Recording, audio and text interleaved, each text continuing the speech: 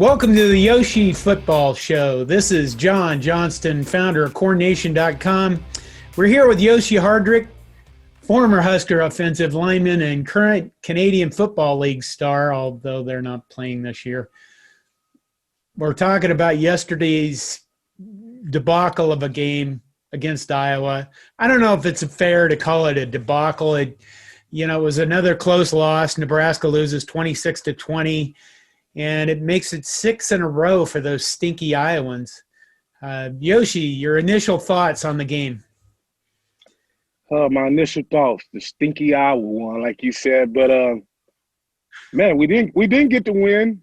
I saw some things we got better at. But at the end of the day, man, I don't want to be 1-4. I wanted to win. So, man, I am a lot happier with the way Adrian played. Adrian, he had a lot of things to go bad in that game, and he kept his head. And I never saw his head drop. I never saw blame.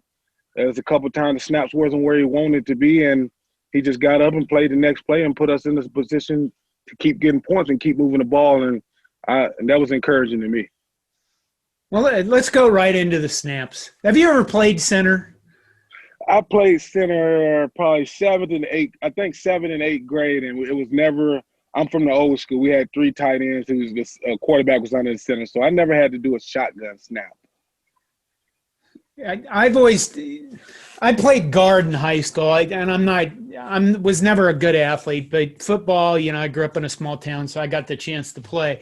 I always thought people that played center were a special kind of crazy because, in college, right, they have to make the line calls for blocking, correct? Correct. They have to remember the snap count. Yes. And they have to worry about a freaking nose guard normally right on top of them while they're trying to snap the ball correctly to the quarterback. When he's lined up under center, you can feel his hands there. But, shotgun, like you said, that's kind of a different thing. Playing center, what do you think? Are these people crazy? Playing center, yeah. Well, from me playing football, I respect the center so much more because my job is a lot easier because I don't have to make a call. I don't have to touch a ball. I can stare at my D lineman. I can stare at the guy I'm going against. Half of the time, the center is looking everywhere except the man he's going against. He's trying to remember the snap count. He's also trying to get the protection in the right order. And there's a lot on his plate, but they embrace it. Most centers are the heart and soul of a lot of O-line. They can handle that pressure on their back. But kudos to those guys. It is a hard position. And, man, about the snaps yesterday. Let's get to the snaps. I hear a lot about the clapping. We tried the clapping one time in a game when I played in Canada. And we really couldn't hear the clap. It was a big rivalry game. It was going into a playoff game. We couldn't hear the clap. And the clap got threw out after the first and second drive, so we threw it out. So we tried a couple different snap counts. We was doing a head bob, and the tackles. I was being one of the tackles. I couldn't see the head bob because I'm trying to watch my guy. I'm not looking at the center, so we threw that out. And this one it got tricky. We told the quarterback we're gonna go off the first sound that we hear, anytime he's on the center or anytime he calls for the ball. And that's when it got tricky. The defense started making sounds. We started moving before anything. The defense was all in tune to every time we was changing. It was a big game. It was a division game. We had played them 4 or 5 times already this year. It was no hiding. We knew everything that was going on. And with them, they were just messing with us. Couldn't get the snap count right, and it messed up our entire game. But we just kept changing and changing and changing. Eventually, we ended up back with the clapper once we got the control of the game, and the crowd was a little down. We started getting back into the clap. But, yes, as far as the snap count and things go, if it's not working, you have to change it. You have to move on. You can't sit in there and you really can't do the blame game. I've been in that situation where we've been in a game and we've switched the snap count 3 different ways and you can't hear either one. And so I don't want to go into I was clapping. If that was the case, I don't know. I don't want to make excuses and things like that, but we just have to switch it up. We have to put our players in the best situation. I'm going to say that if a snap count from the sideline is messing a player up, we have to switch it up. We have to do something different. Okay, let's explore this a little further because you know what you're talking about, and I have no idea. And I'm guessing 98% of the fans out there don't understand this whole issue. So I guess I always thought the quarterback just stood there back there and barked out signals. And basically the problem with that is he either doesn't have a loud voice or it's so damn loud in a stadium you can't do that, or what? Yes. See, we usually go by the quarterback. The quarterback does it all. The center makes his calls. After the center makes his call, it's the quarterback show. Everyone shuts up. We know one voice. Even if it should get to a point, even if you hear another voice, you know your quarterback voice. But in those loud games, you have to find unique ways to get the ball back to the quarterback and everyone on the same page. Some people do one head snap and do a head bob, and you wait 1 second and center snapped it. Some people do 1 or 2 to keep the defense off. At one time, we have used the center has did a couple of head bobs, and the guard say go. So we was going off a guard saying go. It's just different ways. Whatever you have to do to win that game, but it's a lot more than a quarterback back there barking out centers. In a loud game like that, the center is really the quarterback because he's going off the clapping or if he's doing the head bob. But man, yeah, it's a lot more than the quarterback doing that. But it sucks to be the center during the times like this, man. That's all I can say.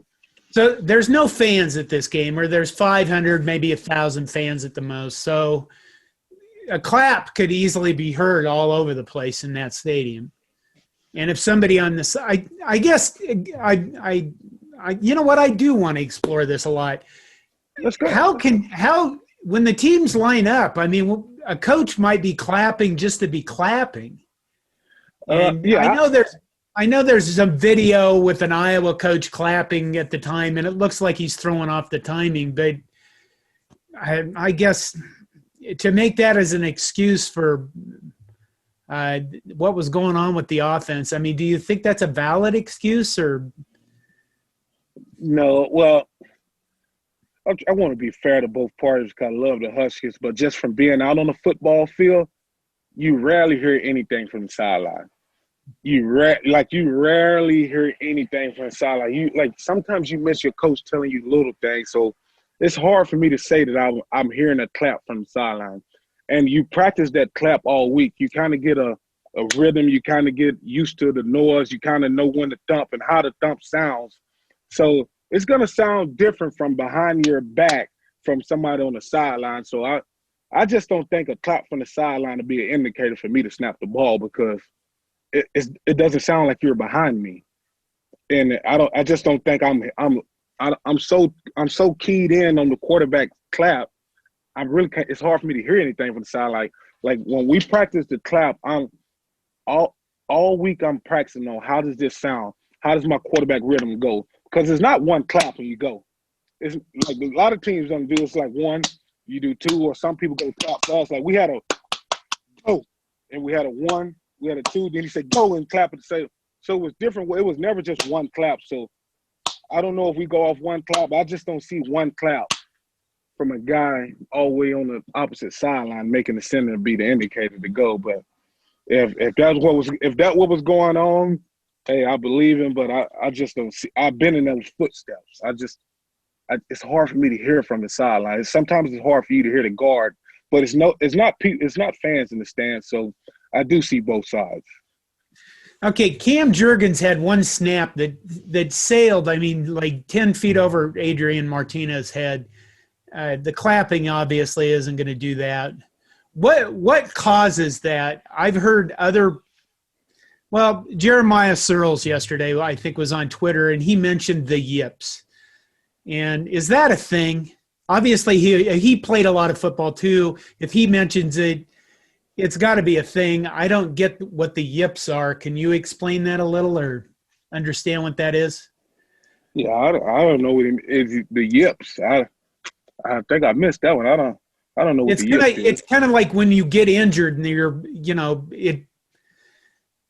you get injured and you don't want to go back out there because you're going to get injured again. It's trying to get over that, and it's probably the mental aspect of the game where you screw up once and you have to focus on the next play, or you have to focus on what's going on next, you know? I mean, we do this in normal life. We might make a mistake with a friend of ours and embarrass them or insult them or something. We have to get over it and go on with life. So in Right. the middle of a football game, it's going on to the next play. How hard is that for a lineman?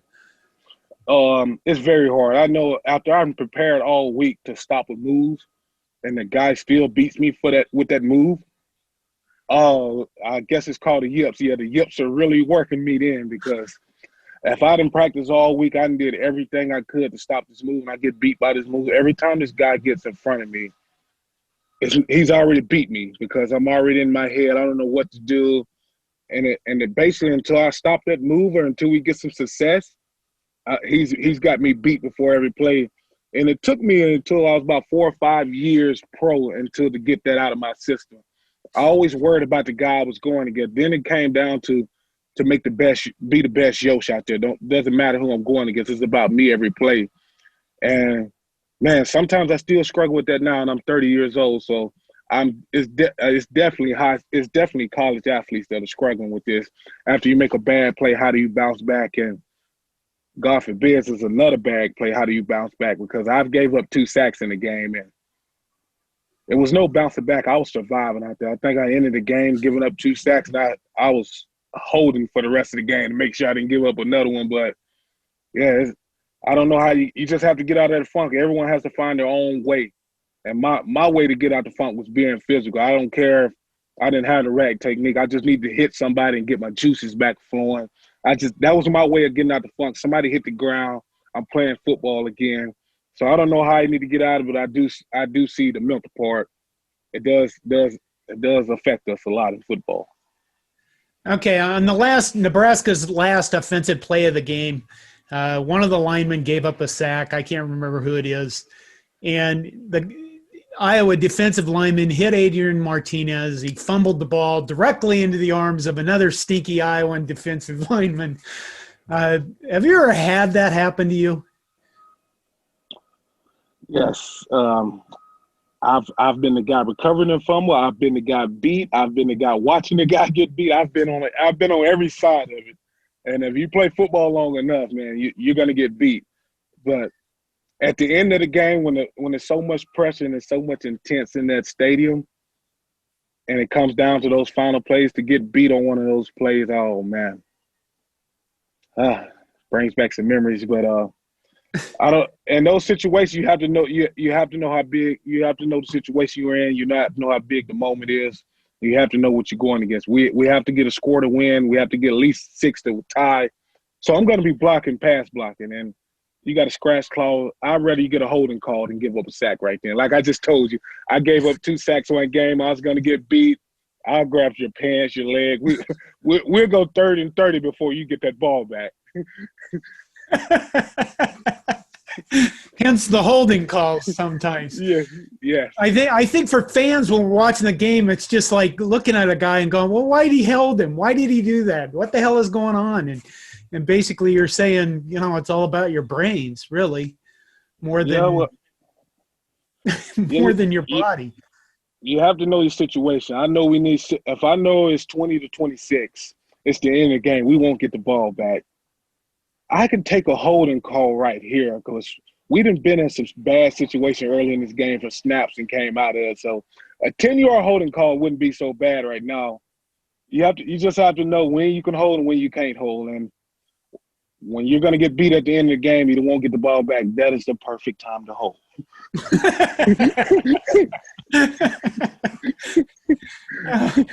Well, good point. Good point. All right. On from the offensive line, what else did you see that was disappointing? Well, let's start with disappointing. That way we can end on a positive note with what was good. But what did you see about Nebraska, Iowa that was disappointing? Disappointing.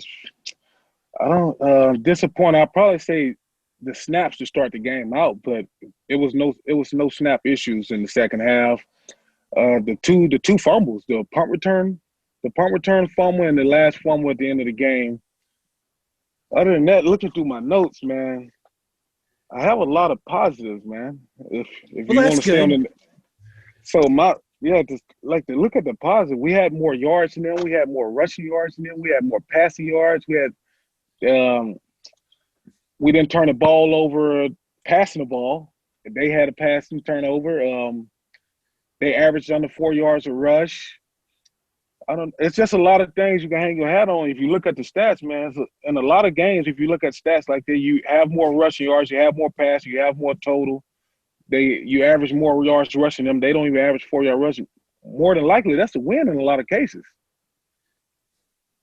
So, offensive, defensive lines, I think we've talked about in the previous podcast how Nebraska, to play in the Big Ten, you have to have the lines. You really have to have physical, strong linemen. On both sides of the ball, what did you think about the line play? I thought the D line played better than last week. I didn't think there was a lot of creases. Like, it was some 10 to 15-yard runs here and there. For the most part, if you look at it, the back had 30 carries, barely over 100 yards. I think he averaged something like 3.3 yards to 3.5 yards a carry. That's hats off to the front seven on defense. Like, usually when we play Iowa, I don't know. I think we have a little bit more creases. I think they have a lot more yards rushing, or the average is a lot higher. So if you look at just that, the defense played good to me. They played good enough to win. I wouldn't say they played great. I wouldn't say it's hats off. But as far as good enough to win, the defense played good enough to win. We had an interception. We had a sack. We didn't stop the rushing game, but we slowed it down enough where they had to pass the ball. And I don't know. Let me go look at the stats. They wasn't great passing. I don't think it was great passing. They was 18 for 30 passing. So I don't know. I think the defense played good enough to win. And the offensive line? Put it this way. Let me preface that with this. I go around on our own website. We have game threads. And when we lose a game like this, they turn into misery. It's really not fun. Social media turns into misery. You got these people thinking Greg Austin, our offensive line coach, needs to be fired because somebody always has to be fired. Oh, my God, that's the only solution to everything. Iowa's known for their lines. Give Nebraska's offensive line a grade. Maybe that's unfair, but a little bit about it, Nebraska's offensive line overall. In a game like that, did we only give up one sack? I think so, yeah. If we only gave up one sack, more than likely that's a passing grade. I know Wandale averaged 7 yards a rush. I wish we got the ball a little bit more. Luke had a good game rushing the ball. We gave up 3 for 20. Oh, we gave up 3 sacks. By the game book, by the official statistics, yes. Yeah, that can be tricky because sometimes we run a lot of quarterback draws, and if you get a guy in the backfield on a quarterback draw, they give you a sack for that. But just from watching the O-line, sometimes Adrian had so much time to throw that he can look for his third, second, fourth receiver. He was scrambling around, not from pressure, just scrambling around trying to find the guys open. I'll at least give us a B. I don't want to be too hard on the guys. I give us a B. I don't want to go A. I don't want to go C. A B sits well with me because I saw Adrian had time. I saw creases there for Wandale. I saw Luke running the ball. Yeah, man, I give the guys a B. I don't want to be too hard. Is there anything else about the Iowa game you want to bring up that I haven't mentioned? Oh, I just want to give some credit to Adrian, because just from losing his spot to coming back in, the composure he had, it's a lot of bad plays that happened in that first half. We lost a lot of yardage, and he kept us in a situation to win. We still had a chance to win at the end of the game. It was a ball over the middle that he stuck to Wandale that I'd never forget. It was Wandale was coming over the middle, and he stuck it to him. And I was like, that's the kind of passing play we need. He scrambled around and hit, is his name Austin Allen, or he hit Allen, number 11, on the sideline for the toe tap. Like, that was just amazing. I don't know if it was second down and long or third and long. It was some passes that in that game that if we didn't make this game not even that close, and he had a couple running plays. He had a lot of scramble. Adrian played a good game. I think I wrote down he was 18 for 20 passing. man. So and Wandale Robinson is special. When he gets the ball, it's just a different speed. He had 40-something yards rushing, 70 receiving. Like we're glad to have him, and we need to use him more. That's about all I got. Okay. Oh, I don't know anything else. I guess we'll do this again next week. Hopefully we have a game. Ohio State's game today got canceled. If they miss another game, they don't get to play in the Big Ten championship. Oh, man. So I guess I looked at this yesterday. I did a post-game reaction, and I looked at this and I thought, why is he continuing to have Cam Jurgens in the plane when he can't snap the ball? Why is he moving quarterbacks in and out? Why are we seeing so many different players play? Why does Xavier Betts get the ball once and disappear? And I came to the conclusion that this really is kind of a free year for these players. They don't lose any eligibility. It's almost like I looked at this game yesterday like it was a glorified scrimmage. Am I completely off base about that or not?